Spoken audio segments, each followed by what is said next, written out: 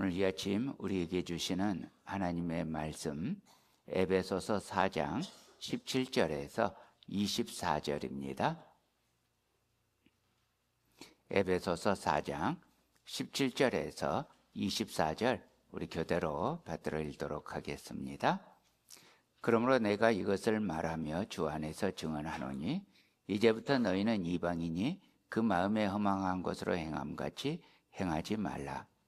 그들의 총명이 어두워지고 그들 가운데 있는 무지함과 그들의 마음이 굳어짐으로 말미암아 하나님의 생명에서 떠나 있도다. 그들이 감각 없는 자가 되어 자신을 방탕에 방임하여 모든 더러운 것을 욕심으로 행하되 오직 너희는 그리스도를 그같이 배우지 아니하였느니라. 진리가 예수 안에 있는 것 같이 너희가 참으로 그에게서 듣고 또한 그 안에서 가르침을 받았을진데 너희는 유혹의 욕심을 따라 썩어져 가는 구습에 따르는 옛사람을 벗어버리고 오직 너희의 심령이 새롭게 되어 하나님을 따라 의와 진리의 거룩함으로 지으심을 받은 새 사람을 입으라. 아멘. 여러분, 우리 사람들은 배우면서 살아갑니다. 그런데 배운다는 것이 저절로 배워지는 것도 있지만 많은 것들은 만만하지가 않습니다. 어렵고 때로는 고통스럽기조차 합니다. 그런데 일단 배우고 나면 이제 거기에서부터 오는 만족감, 성취감 혹은 쾌감이 있습니다. 인생 여기까지 오면서 여러분들도 많은 것을 배우셨을 것이고 깨우치셨을 것이고 또 아시게 되었을 것입니다. 사랑하는 형제자매 여러분, 여러분들이 배운 것들 중에서 그 많은 것들 중에서 가장 의미 깊게 오늘까지 남아있고 또 앞으로도 영원히 남아있게 될 그것, 여러분 자신 있게 내놓을 수 있는 그것 있으십니까? 배웠다면 프레젠테이션 할 수 있어야 됩니다. 저희 아버지께서는요, 하나님 아버지 말고 육신의 아버지입니다. 저희 아버지께서는 소월시를 참 좋아하셨습니다. 그래서 아버지께서 소월시를 좋아하시는 거는 이해하는데 저한테 틈만 나면 소월시집을 사주셨습니다. 소월 시인이 그렇게 시를 많이 쓴 것도 아닌데 그래서 시집을 사줄 때마다 상당히 많이 겹치는데 그럼에도 불구하고 계속 시집을 사주셨습니다. 그러다 보니까 저는 어린 시절에 뜻도 잘 모르면서 왠지 모르는 서글픔에 홀려가지고 그 시를 읊고 다니고는 했습니다. 아마 여기 계시는 여러분들 중에서도 많은 분들이 저처럼 그러지 않았을까 싶은데요. 못 잊어 생각이 나겠죠. 그런 대로 한 세상 지내시구려 사노라면 잊힐 날 있어오리다. 영변의 약산 진달래꽃 아름 따다 가실 길에 뿌리오리다. 가시는 걸음걸음 그 꽃을 사뿐히 들여밟고 가시옵소서. 나보기가 역겨워 가실 때에는 죽어도 아니 눈물 흘리오리다. 이런 시를 감동적이라고 낭만적이라고 그렇게 읊었던 기억이 나는데 예수님 알고 나서 처음에는 모르고 계속 읊다가 어느 시점에 갑자기 되게 허무하네 이런 생각이 드는 겁니다. 오늘 성경에서도요, 이 배움의 방식에 대해서 이방인의 배움과 그리스도인의 배움을 비교하고 있습니다. 먼저 이방인의 배움은 허망한 것이라고 말합니다. 17절입니다. 그러므로 내가 이것을 말하며 주 안에서 증언하노니 이제부터 너희는 이방인이 그 마음에 허망한 것으로 행함과 같이 행하지 말라. 여러분, 혹시 황당한 것과 허망한 것에 차이를 아십니까? 황당함과 그 다음에 허망함, 이런 거라고 합니다. 엘리베이터를 탔어요. 그런데 거기서 옆 사람이 방귀를 뀌었어요. 근데 견디기에는 냄새가 너무 지독한 거예요. 이게 황당한 겁니다. 그런데 그 다음 층에서 이 사람이 나가버려요. 나만 그 냄새를 견디고 있는 거예요. 이게 허망한 겁니다. 다음 층에 오니까 또 다른 사람들이 탔어요. 그리고 그 냄새를 맡고서 저한테 눈을 홀깁니다. 황당합니다. 그 뜨거운 눈초리를 뒤로 하면서 내가 엘리베이터를 내릴 때 이게 허망합니다. 이방인들은 마음에 허망한 것으로 행한다고 했습니다. 어리석고 허무한 일을 한다는 거죠. 그냥 합니까? 아니요. 힘을 쓰고 용을 쓰면서 아주 최선을 다해서 진지하게 합니다. 제가 어렸을 적에 보통은 제가 이 놀이를 잘 못하는데 아주 잘하는 놀이가 있었어요. 땅 따먹기와 그 다음에 알까기, 그리고 모노폴리 게임, 이러는 것을 아주 좋아했고, 그리고 그 세 게임에 대해서는 거의 지지를 않았어요. 그래서 이제 길가에서 야외에서 노는 게 땅 따먹기잖아요. 땅 따먹기를 하면 이제 점점 더 많이 내 땅을 불려가는 재미에 하는데, 그러다 어느덧 해가 뉘엿뉘엿지면 이제 집에서 크게 부르는 소리가 들립니다. 형노야, 밥 먹어라. 예전에는 어머니께서 그렇게 부르셨어요. 그러면 이제 친구들이 누구든지 그 소리를 먼저 들은 사람부터 이제 그냥 엄마 알았어 하고 갑니다. 그렇게 가면 이 사람 저 사람 다 떠나버리면 저는 거의 이기고 있잖아요. 그러니까 여기를 떠나기가 너무 아쉬운 거예요. 그러면 이제 어느덧 땅거미 가진 그 밑에 그 땅 따먹기 하던 그것을 홀로 남아서 바라보곤 했던 그런 기억이 있습니다. 허망한 거죠. 이방인의 인생이 이것처럼 허망하다는 것입니다. 열심히 수고하고 애써서 재물도 모으고 그리고 명예도 이룹니다. 그러다 어느 날 하나님이 와라 하시면 그대로 다 놔두고 떠나야 합니다.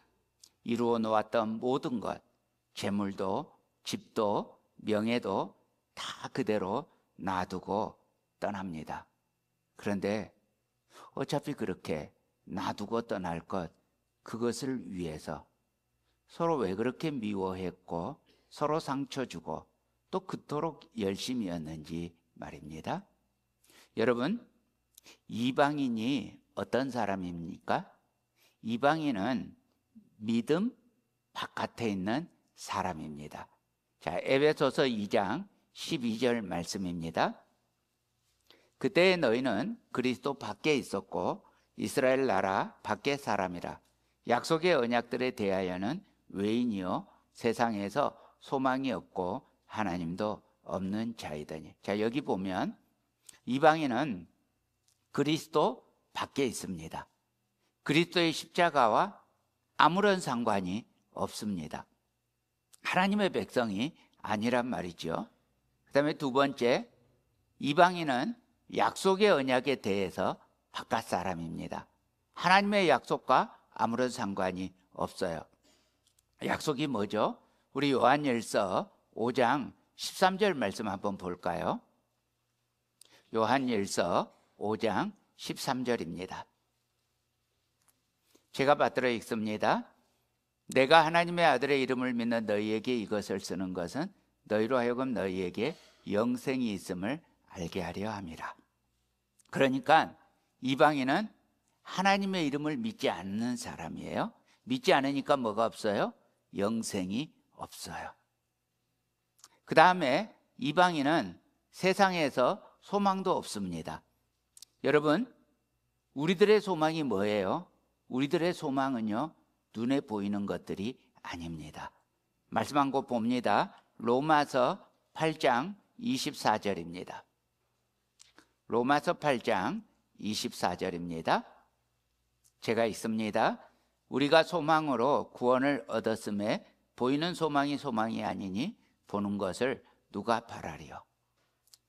여러분, 이방인에게는 소망이 안 보여요. 왜냐하면 눈에 보이는 것만 믿거든요. 그래서 보이지 않는 참 소망이 뭔지를 모르고 살아갑니다. 제가 어린 시절에 이제 이렇게 외동 아들로 자라가면서요, 가끔 어르신들이 제게 이제 불쌍히 여기면서 하시는 말씀이 있어요. 아이고, 외롭겠다. 이런 말씀을 저 앞에서 하시는 거예요. 그러면 저는 그 말씀이 이해가 안 됐어요. 왜 내가 외롭지? 외로운 게 뭐야? 난 안 외로운데? 왜냐하면 태어나면서부터 혼자 살아봤기 때문에 외로운 게 뭔지 몰라요. 그러다가 외로움을 알게 된 게 제가 교회를 다니면서 외로움을 알게 되었습니다. 이제 중고등부에 들어가서 형도 생기고 누나도 생겼는데 어느 날부터 갑자기 그 형 누나들이 보고 싶은 거예요. 그래서 일주일을 꼬박 기다려요. 형 누나들을 토요일이 되면 볼 수 있어 하고 꼬박 기다리는 거예요.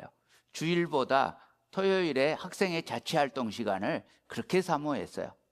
그리고 또 보고 싶어지는 거예요. 주중에 괜히 그 형들, 그 누나들은 지금 고등학교에서 무엇을 하고 있을까? 저는 중학생이었으니까 그런 생각도 하는 거예요.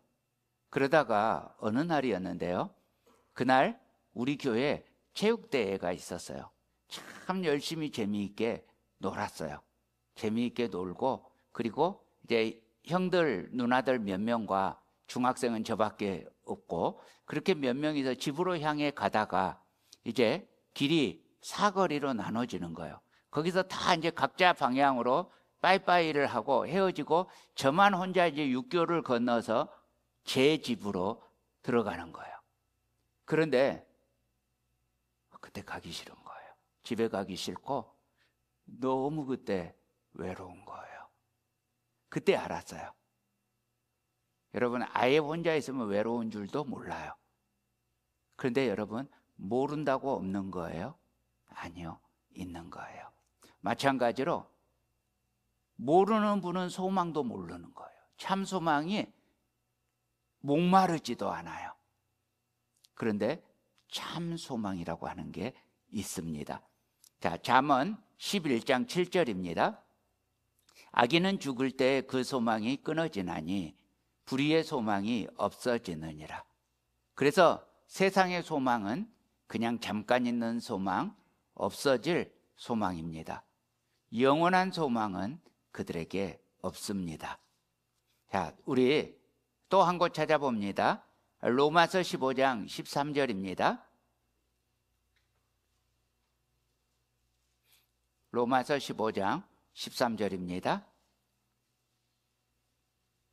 함께 읽습니다. 시작. 소망의 하나님이 모든 기쁨과 평강을 믿음 안에서 너희에게 충만하게 하사 성령의 능력으로 소망이 넘치게 하시기를 원하노라. 여러분, 믿는 사람에게는 소망이 넘치게 되는 은혜가 있습니다. 여러분에게 소망이 넘치시기를 축복합니다. 다음으로 이방인은요, 하나님이 없는 사람입니다. 시편 14편 1절 말씀입니다. 시편 14편 1절입니다. 제가 읽겠습니다. 어리석은 자는 그의 마음에 이르기를 하나님이 없다 하도다. 이방인은요, 하나님이 없다고 생각해요. 그러니까 찾지도 않죠. 그런데 2절 3절입니다. 함께 읽습니다. 시작. 여호와께서 하늘에서 인생을 굽어 살피사 지각이 있어 하나님을 찾는 자가 있는가 보려 하신즉 다 치우쳐 함께 더러운 자가 되고 선을 행하는 자가 없으니 하나도 없도다. 여러분, 이래서 어리석은 거예요. 이래서 치우쳤어요. 치우쳐서 더럽다고 표현하고 있어요. 선을 행하지 못하는 자입니다. 그 다음으로 이방인의 배움은 하나님의 생명과 상관이 없습니다. 자, 오늘 본문 에베소서 4장 18절입니다. 그들의 총명이 어두워지고 그들 가운데 있는 무지함과 그들의 마음이 굳어짐으로 말미암아 하나님의 생명에서 떠나 있도다. 여러분, 이런 이방인은 더 처참한 상태에 있어요. 총명이 어두워지고 무지함 가운데 있어요. 자기는 자기가 똘똘한 줄 아는데 도무지 무지해요. 참 평강의 길을 알지 못해요. 그래서 그 인생길의 결론이 파멸이고 고생입니다. 그리고 이방인은 마음이 굳어 있어요. 그래서 하나님을 비방합니다. 마음속에 하나님이 없다고 생각하니까 하나님을 믿는다는 사람이 우스워요. 그래서 조롱합니다. 예수 그리스도의 십자가의 도를 미련하다고 합니다. 자, 우리 고린도전서 말씀 찾아보겠습니다. 고린도전서 1장 18절입니다.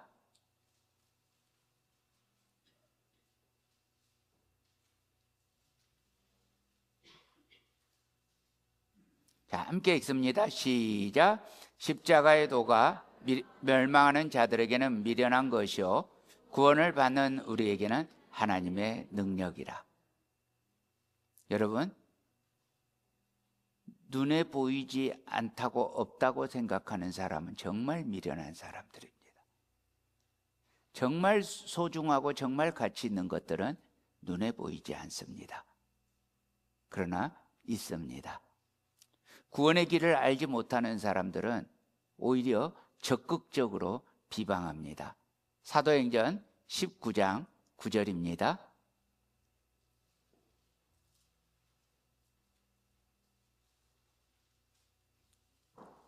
사도행전 19장 9절 제가 읽습니다. 어떤 사람들은 마음이 굳어 순종하지 않고 무리 앞에서 이 도를 비방하거늘. 이방인은 십자가의 도를 비방합니다. 그리고 예수 믿는 사람들더러 어리석다고 합니다. 그러면 이 이방인들은 무엇을 따릅니까?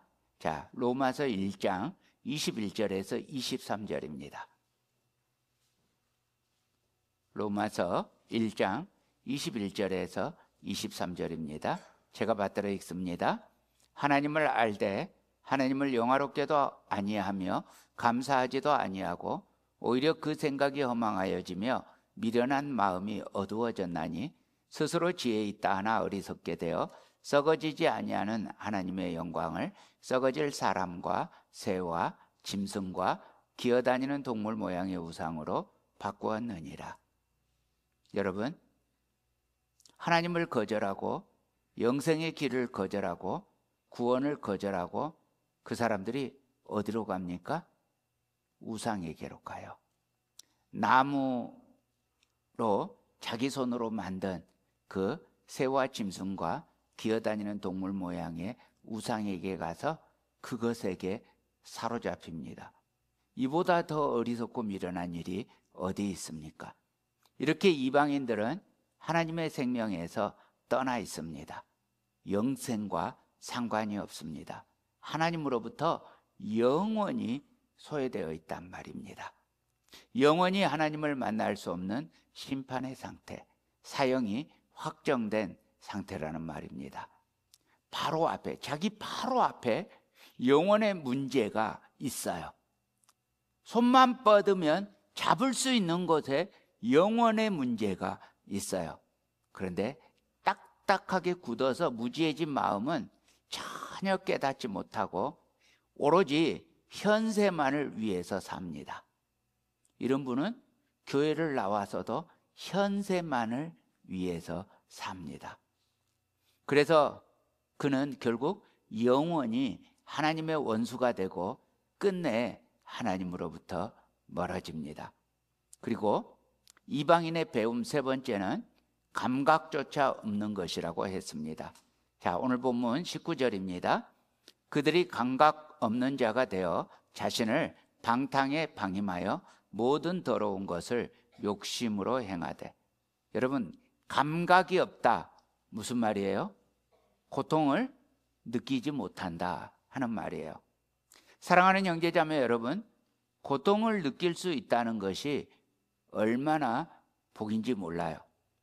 찔리면은 아파하고 불에 닿으면 뜨거워하는 것, 이것이 얼마나 복인지 몰라요. 여러분, 한센시병, 나병이라고 부르지요. 그 병에 걸리는 사람들이요, 겨울에 난로에서 불을 쬐을 때 굉장히 조심해야 합니다. 왜냐하면 이렇게 불을 쬐고 있다가 자기 손이 닿아서 타는데도 몰라요. 그러다가 연기가 피어오르는 것을 보고서야 합니다. 그러면 이미 손을 잃는 거죠. 이게 나병이에요. 문둥병이에요. 그런데 영적 문둥병이 이런 거예요. 수치를 몰라요. 두려움도 몰라요. 죄의식이 없어요. 양심의 가책 없어요. 그러니까 방탕하죠. 모든 더러운 것을 전혀 더러운 줄 모르고 행합니다. 인생이 오로지 탐욕으로만 채워져 있습니다. 그리고 그 탐욕은 우상 숭배와 연관됩니다. 여러분, 혹시 여기서도 그런 분 계실지 모르겠어요. 예전에는 뭐 주일날 빠져도 아무렇지도 않았고 술판을 버려도 아무렇지도 않았는데 이제는 죄책감이 심하게 드는 거예요. 그래서 내가 지금 신앙생활을 해야 할지 말아야 할지 고민이 되는 거예요. 괜히 예수 믿는다고 와가지고 죄책감만 더 커지니까. 여러분, 그렇다면 축하드려요. 영적인 감각이 회복되는 거예요. 여러분, 허망함과 하나님의 생명에서 떠남과 무감각, 이것의 결론은 결국 뭐예요? 절망이에요. 영원히 소망이 없어요. 영원히 비극입니다. 사랑하는 형제자매 여러분, 우리들에게는 소망이 있습니다. 우리에게는 약속의 말씀이 있습니다. 그것이 무엇입니까? 우리 20절 함께 읽을까요? 자, 20절입니다. 시작. 오직 너희는 그리스도를 그같이 배우지 아니하였느니라. 우리는 이방인의 길로 그렇게 살면 안 됩니다. 우리가 배운 그리스도는 그런 그리스도가 아니에요. 우리가 배운 그리스도는 허망하지 않아요. 우리가 배운 그리스도는 무지하지 않습니다. 우리가 배운 그리스도는 완고하지 않습니다. 우리가 배운 그리스도는 지혜입니다. 우리가 배운 그리스도는 생명입니다. 우리가 배운 그리스도는 진리입니다. 그리스도는 십자가의 헌신과 희생과 사랑과 수고, 우리가 배운 그리스도는 이런 그리스도입니다. 그러므로 우리는 배운 그리스도대로 살아야 합니다. 사랑하는 형제자매 여러분, 우리는 그리스도를 배웠습니다. 모든 허무에서의 해방, 모든 무가치로부터의 해방, 예수 그리스도를 배웠습니다. 그러므로 사랑하는 형제자매 여러분, 우리가 예수 그리스도를 배웠다면, 자, 21절입니다. 진리가 예수 안에 있는 것 같이 너희가 참으로 그에게서 듣고 또한 그 안에서 가르침을 받았을진데. 자, 이렇게 가르침을 받았을진데, 첫 번째, 옛사람을 벗어버려야 합니다. 자, 에베소서 4장 22절입니다. 너희는 유혹의 욕심을 따라 썩어져가는 구습을 따르는 옛사람을 벗어버리고. 여러분, 우리가 벗어버려야 할 옛사람이 무엇입니까? 죄로 인해 하나님의 형상을 잃어버린 그리스도를 알지 못하는 인간입니다. 그리스도를 배우기 전에 가지고 있었던 모든 행실, 성격, 태도, 이런 것입니다. 허망했던 것, 생명과 상관없는 것, 감각 없었던 것들 전부 옛사람입니다. 그리고 여러분, 심령으로 새롭게 되어야 합니다. 마음을 새롭게 하여야 합니다. 자, 23절입니다. 오직 너희의 심령이 새롭게 되어. 여러분, 결단을 새롭게 하십시오. 행동을 새롭게 하십시오. 그리스도 중심으로 살겠다. 이 길이 정말 사는 길입니다. 그리스도 중심으로 사는 길만이 금생과 내생의 약속이 있는 길입니다. 마음에서 이것이 분명해야 합니다. 그런데요, 심령으로 새롭게 하겠다 결단하면요, 새로운 절망이 일어나는데요, 그게 뭐냐면 내가 결단한 대로 살지 못하는 존재라는 절망이 새롭게 옵니다. 그런데 이 절망감에 대해서요, 예수님께서 아주 무섭게 표현하셨는데요, 마태복음 19장 24절에서 26절입니다. 찾아보십시다. 마태복음 19장 24절에서 26절입니다.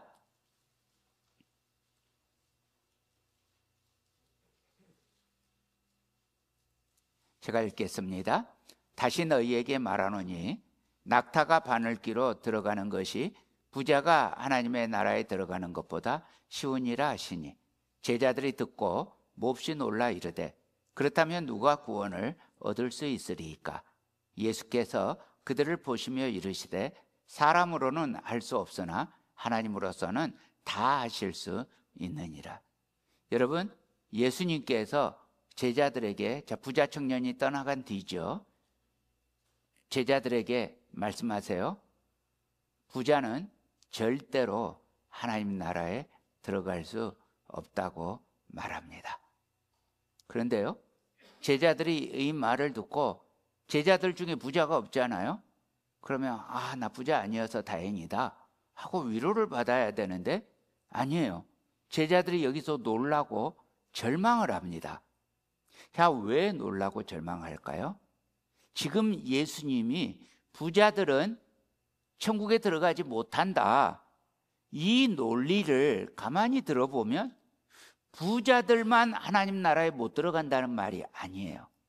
아무도 못 들어간다는 말이에요. 여러분, 맞아요.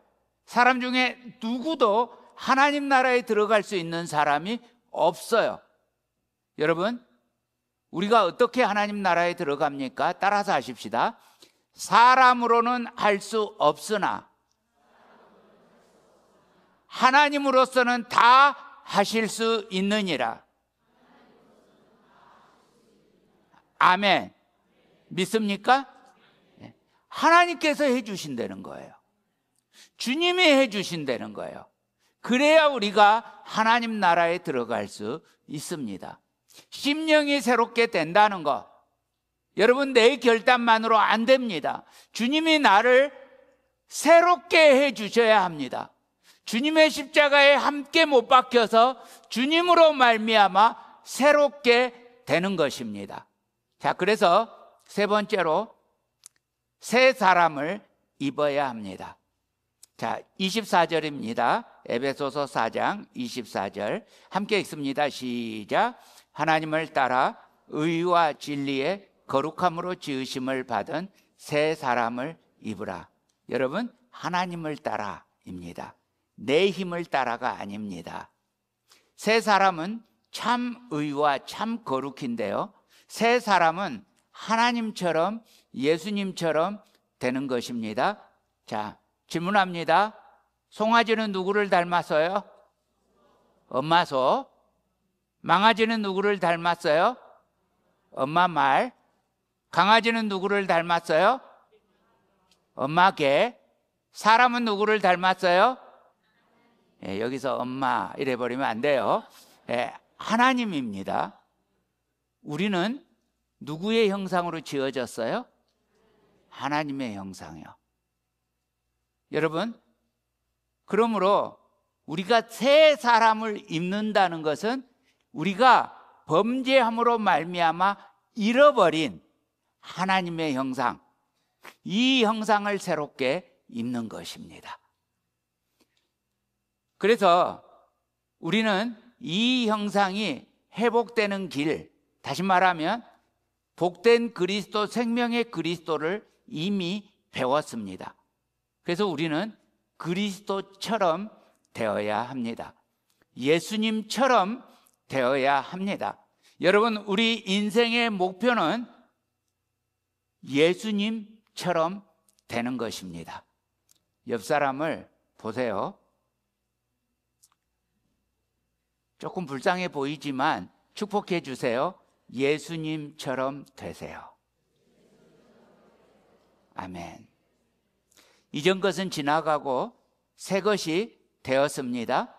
믿음으로 되는 것입니다. 나를 위해 죄를 대신 짊어지신 그리스도를 믿음으로 새 생명을 얻습니다. 그러면 내 힘으로가 아니라 하나님의 능력으로 나의 존재가 변할 수 있습니다. 여러분, 우리는 발전되어 가는 것이 아닙니다. 우리는 조금씩 변화되어 가는 것이 아닙니다.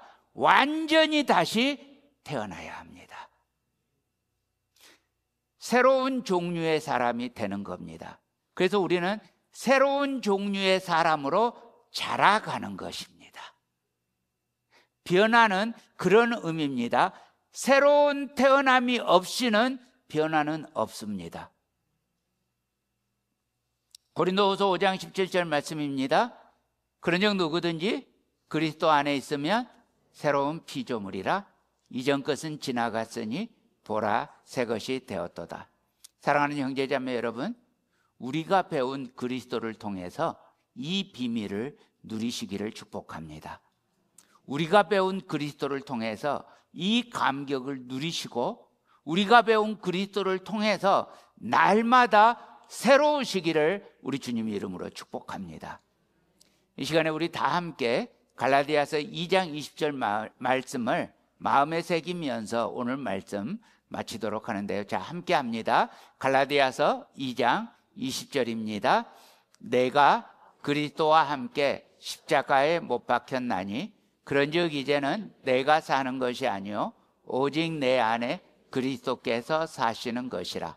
이제 내가 육체 가운데 사는 것은 나를 사랑하사 나를 위하여 자기 자신을 버리신 하나님의 아들을 믿는 믿음 안에서 사는 것이라. 아멘.